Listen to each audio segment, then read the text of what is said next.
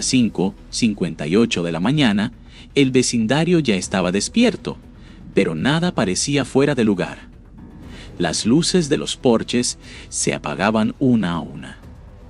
Un corredor pasaba junto a una fila de sedanes estacionados. Las cafeteras zumbaban detrás de las ventanas de las cocinas. En una esquina del condado de Riverside, una casa de estuco color beige permanecía en silencio. Setos bien recortados, mantillo recién puesto. Una pequeña bandera estadounidense sujeta al buzón. Dentro, todas las luces estaban apagadas. Ningún movimiento. Ningún sonido. Entonces, una SUV negra se detuvo sin encender los faros. Otra la siguió. Luego, otra más. Las puertas se abrieron con suavidad, botas tocando el pavimento. Las radios permanecieron en silencio. 30 segundos después, la calle estaba completamente rodeada. Detrás de un escudo balístico, un agente federal miró su reloj. La orden judicial entró en vigor. Una señal con la mano. El ariete golpeó la puerta una vez, 2 veces. En el tercer impacto, la cerradura cedió y la casa se abrió como una cáscara. Los agentes entraron en tropel, máscaras bien selladas, rifles en alto, despejando habitación por habitación. No gritaron. No hacía falta. El aire en el interior estaba mal. Cortante, metálico, químico. En la sala, donde debería haber un sofá, había 2 prensas industriales para pastillas atornilladas al suelo. Cables de extensión recorrían las paredes como venas. Ventiladores rugían para evitar que los polvos se asentaran. Sobre la encimera de la cocina, tabletas azules se secaban en bandejas de horno, cada una estampada para parecer una receta legítima. Un error, una respiración demasiado cercana, un contacto accidental. Eso era todo lo que hacía falta. Esto no era una casa de almacenamiento, no era un punto de distribución. Totalmente operativa, totalmente doméstica. Al mediodía, la calle estaba acordonada. Los vecinos observaban detrás de las cortinas mientras equipos con trajes hazmat sacaban barriles sellados y bolsas de evidencia. Algunos grababan, otros lloraban. La mayoría simplemente se quedaba allí, intentando reconciliar lo que veía con el lugar donde vivía. Este era un sitio donde los niños esperaban el autobús escolar, donde los perros ladraban a los camiones de reparto, donde nadie cerraba con llave durante el día. Y ahora agentes federales les decían que una sola cucharadita del polvo encontrado dentro de esa casa habría podido matar a todos en la cuadra. En cuestión de horas, los analistas del Centro Regional de Fusión se dieron cuenta de que este allanamiento no era una anomalía. Era un nodo. Registros telefónicos extraídos de un teléfono desechable encontrado en el garaje encendieron un mapa. Direcciones en Arizona, Nevada, el norte de California, suburbios, calles sin salida, lugares elegidos no por el acceso, sino por el anonimato. El tráfico de mensajes era mínimo. Instrucciones cortas, solo números, objetivos de producción, confirmaciones de envíos. Cada mensaje se borraba segundos después de ser leído. Quien diseñó este sistema entendía una cosa a la perfección. El lugar más seguro para esconderse es donde nadie piensa mirar. A la mañana siguiente, 3 puertas más fueron derribadas. El mismo diseño, el mismo equipo, las mismas proporciones químicas, los mismos sellos en las pastillas. Los agentes empezaron a llamarlas clones. Casas alquiladas con nombres distintos, servicios pagados a tiempo, la basura sacada cada semana. Todo en ellas gritaba normalidad. Todo en su interior gritaba: Guerra. Durante años, la aplicación de la ley se centró en la frontera. Túneles, camiones, barcos, drones. Y mientras la atención permanecía fija allí, algo más ocurrió en silencio. Los cárteles dejaron de introducir el producto. Empezaron a fabricarlo aquí, sin incautaciones, sin riesgo de perder un cargamento a mitad del desierto. Solo materias primas enviadas legalmente por puertos, mal etiquetadas, desviadas, descompuestas y reensambladas en vecindarios estadounidenses por trabajadores que sabían lo justo para seguir instrucciones y no lo suficiente para comprender la magnitud de lo que estaban haciendo. Cuando los agentes rastrearon las prensas de pastillas, la pista no terminó en México. Saltó continentes. Los números de serie condujeron a intermediarios en el sudeste asiático. Facturas químicas rebotaron entre empresas fantasma registradas en oficinas virtuales que no existían. Contenedores de carga pasaron por 3 países antes de tocar suelo estadounidense. Cada paso diluía la responsabilidad. Cada paso compraba tiempo. Y el tiempo era lo único que la red necesitaba. Dentro de una laptop incautada, los investigadores encontraron un panel de control de producción. No había fotos, ni nombres, solo métricas, producción por hora, tasas de fallos, ventanas de entrega, alertas codificadas por colores que señalaban retrasos, como una empresa logística siguiendo paquetes. En la parte inferior de la pantalla había un mensaje fijado en negrita: la producción local minimiza pérdidas. Exposición reducida. Continuar expansión. Esto ya no era un cártel. Era una empresa. A medida que los laboratorios se multiplicaban, también lo hacían las consecuencias. Las salas de emergencia empezaron a notar patrones. Pacientes que llegaban inconscientes. Sí. Adolescentes. Oficinistas.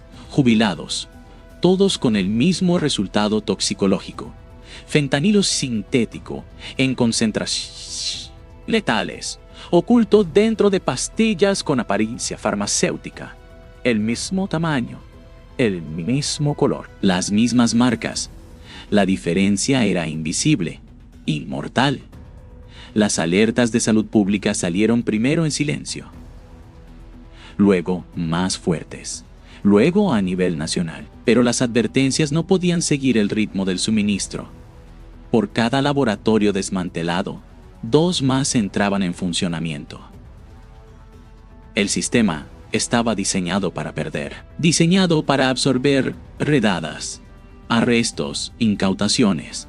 Nadie en los niveles bajos sabía lo suficiente para comprometer a los de arriba. Nadie en la cima tocaba jamás el producto, y los del medio desaparecían en el momento en que algo salía mal. En un solo condado, las muertes por sobredosis se duplicaron en 6 meses. No en callejones ni edificios abandonados, en dormitorios, en baños, en autos estacionados frente a supermercados. Padres encontraron a hijos que creían estar tomando medicamentos para la ansiedad. Trabajadores se desplomaron durante la pausa del almuerzo. La distancia entre la fabricación y la muerte se había reducido casi a nada. Y ese era el objetivo. Dentro de una sala de reuniones iluminada por una pared llena de mapas y fotografías, un agente lo dijo en voz alta por primera vez.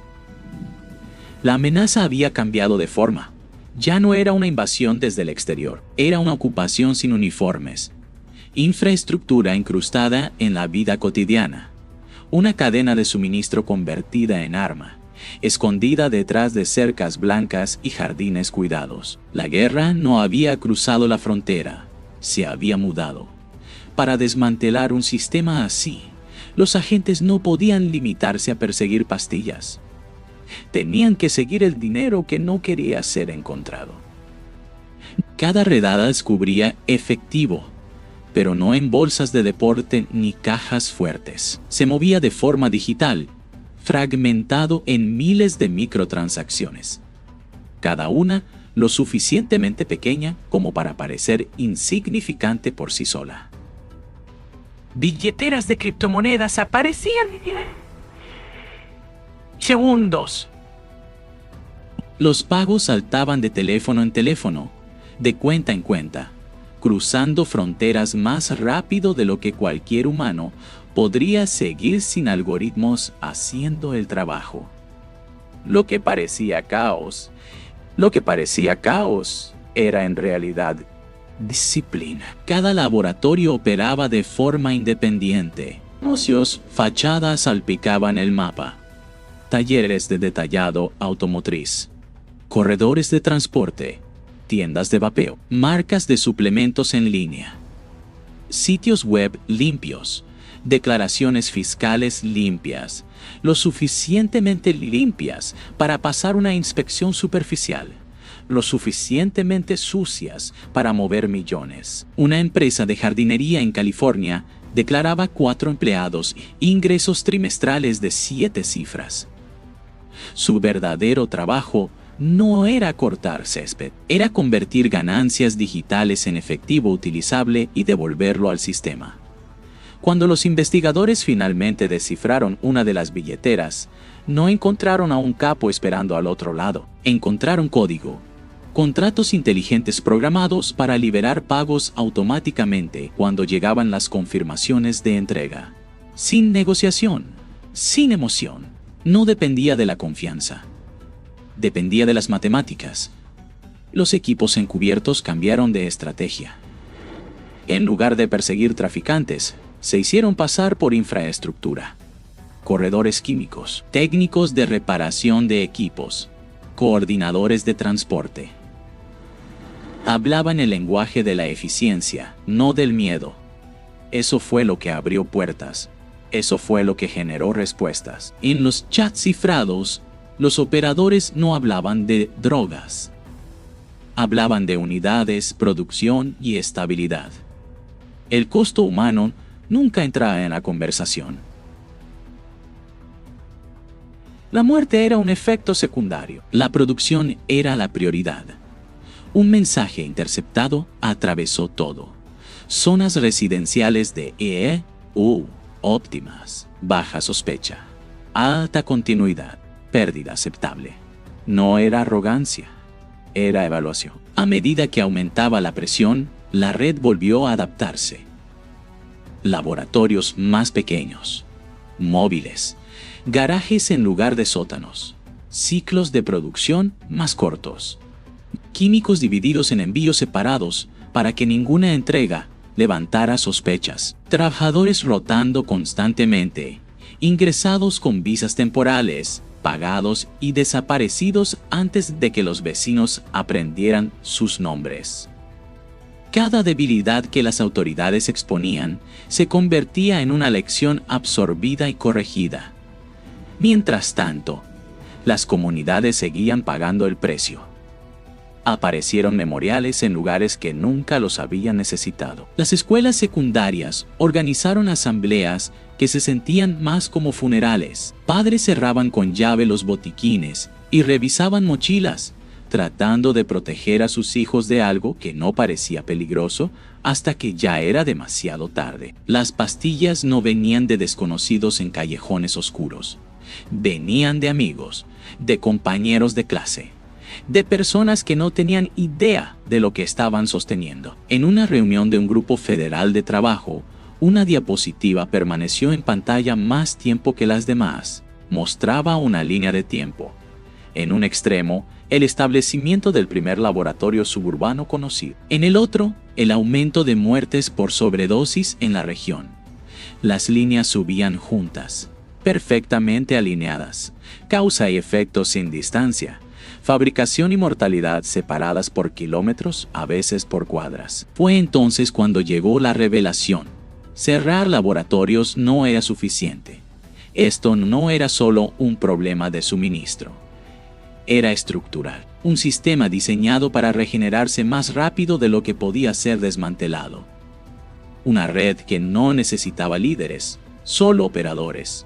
No necesitaba territorio, solo direcciones. Una noche, después de otro turno de 12 horas, un analista observó un mapa lleno de puntos rojos.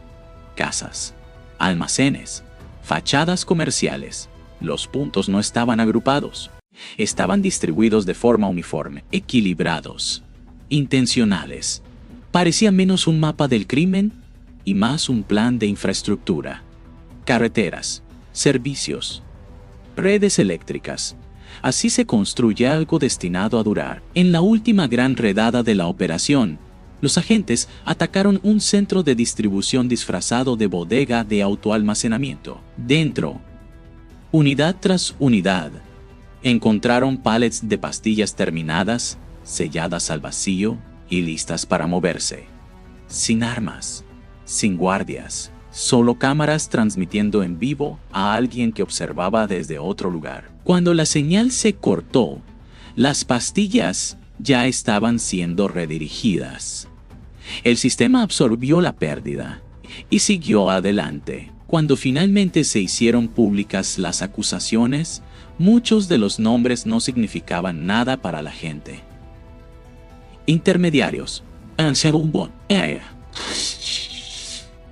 Los arquitectos seguían siendo sombras. Pero el mensaje era claro. El modelo había sido expuesto. La ilusión de la distancia había desaparecido. Esto ya no era un problema extranjero. No estaba ocurriendo en otro lugar. Estaba ocurriendo en sitios que parecían seguros, que se sentían familiares y que nunca despertaron sospechas hasta que el daño ya estaba hecho. Las calles tranquilas, las casas idénticas, las rutinas ordinarias, todo había sido convertido en arma. La línea del frente había cambiado. No la frontera, no los puertos, sino los lugares en los que la gente más confiaba. Y hasta que esa realidad se asimile, el sistema seguirá haciendo exactamente aquello para lo que fue construido: mezclarse, permanecer invisible y matar sin anunciar jamás su presencia.